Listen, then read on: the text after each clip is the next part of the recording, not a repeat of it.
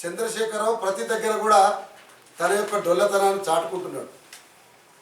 రాజీవ్ శర్మకు సంబంధించి 2 టర్ములో 3 టర్ములో మీరు ప్రధానమంత్రికి లేఖ రాసుకున్నారు, మీరు ఎక్స్టెన్షన్ తెచ్చుకున్నారు.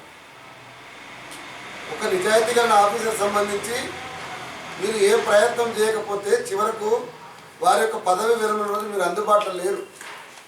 2వ రోజు పేపర్లో మాలాంటి వాళ్ళని అడిగినాం కాబట్టి కొడుకుతోటి మిగతా వాళ్ళతోటి నామమాత్రంగా జరిపించినా కూడా ఒక ఆత్మగౌరవం దెబ్బతిన్న తర్వాత అధికారి చాలా స్పష్టంగా అన్నాడు, నేను రన్అట్ అయిపోయినా.